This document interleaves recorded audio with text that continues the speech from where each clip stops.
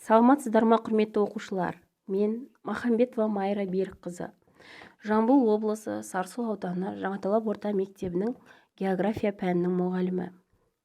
Бүгін бізде сабақтың тақырыбы табиғи ресурстарды экономикалық және экологиялық тұрғыдан бағалау.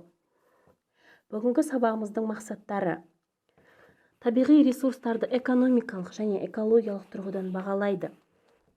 Жекелеген дүние жүзі бойы аймақтарының табиғи ресурстық потенциалын бағалайды. Жекелеген табиғи ресурстарды өңдеу технологиясын сипаттайды. Орталықтары мен дайын өнім түрлерін атайды. Ресурс қор деген мағынаны білдіреді.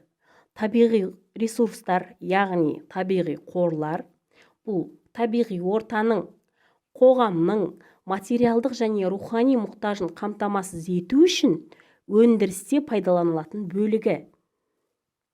Егер кейбір зат әлі өзінің табиғи ортасында жатса, ол табиғи ресурс деп аталады. Оны табиғаттан ажыратып алып өңдесе, ол шикізатқа айналады. Шикізаттан адамдар дайын өнім жасап шығарады. Ресурстар жалпы 5 түрлі болып жіктеледі. Олар: литосфералық ресурстар, атмосфералық ресурстар, гидросфералық ресурстар, биосфералық ресурстар және ғарыштық ресурстар.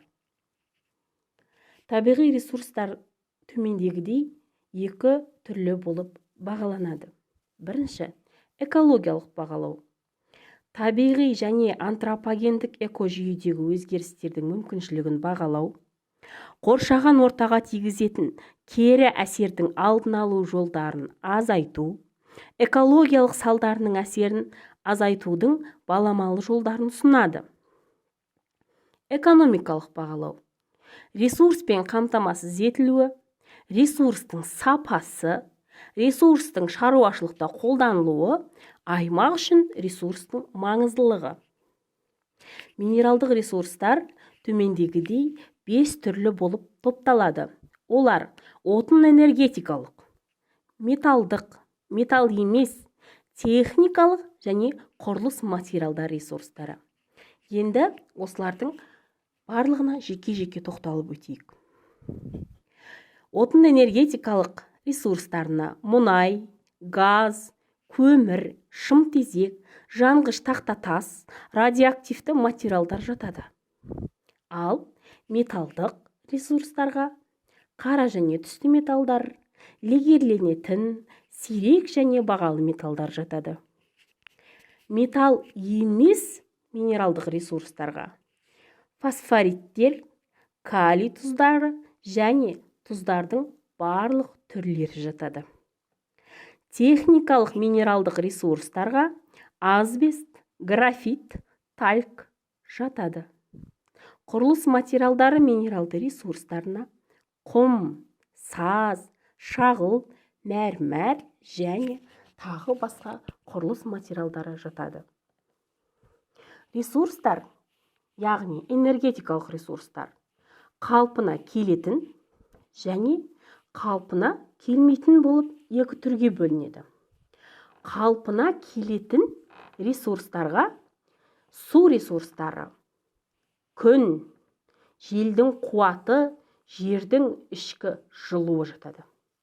Ал қалпына келмейтін ресурстарға минералдық отын, мұнай, газ, көмір, ядролық отын, уран жатады.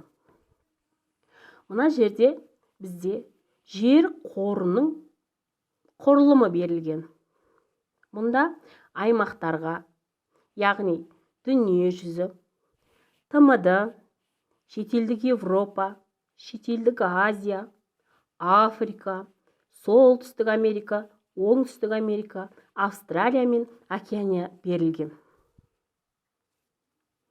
Мұнда осы аймақтар бойынша өңделген жерлер: табиғи жайылымдар, орман шаруашылық және жарамсыз жерлер цифрлармен берілген. Бұл цифрлар бізге алдағы тапсырмаларды орындау барысында керек болады. Бізде балалар қазір бірінші тапсырма. Мұнда кен орындарының олардың жергілікті аймақ үшін сол қоршаған ортаға зияны бар ма? Бар болса, қандай зияны болуы мүмкін? Әлеуметтік, экономикалық, саяси мәселелердің тізімін жазып шығасыңдар.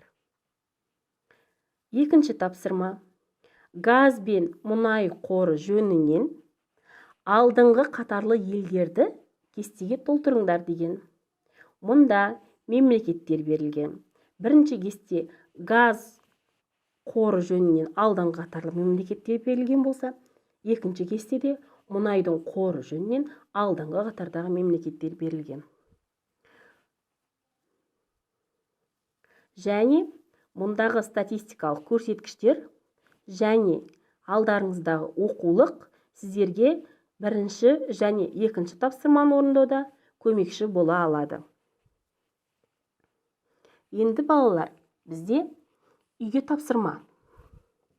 Үй тапсырмасына төмендегі сұрақтарға жауап жазып келу. Әр сұрақтың жауабы 5 немесе 6 сөйлемнен кем болмауы керек. Бірінші сұрақ. Егер сіз табиғат қорғау министрі болсаңыз, қалдықсыз технологияны қалай жүзеге асырар едіңіз? Екінші сұрақ. Баламалы энергияны адамзат көп қолданса, не өзгерер еді? Үшінші сұрақ. Қазақстанның отын энергетикалық ресурстармен қамтамасыз етілуін қалай бағалар едіңіз? Міне, үй тапсырмасы осы. Және бүгінгі біздің онлайн сабағымызды қорытындылау мақсатында кері байланыс жасайық. Кері байланысымыз бүгін SMS хабарлама әдісімен жасалады.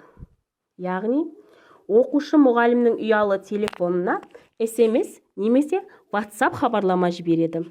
Онда кімге, яғни мұғалімнің ұялы телефоны, кімнен оқушының аты, жөні және текст, яғни кері байланыстың мәтіні, сабақты түсіну деңгейі, сабақты түсіндім, сабақты түсінуім нашар болды, немесе көмек қажет. Осылай оқушылар бағаланатын болады. Келесі онлайн сабақта кездескенше, қош сау болыңыздар балалар.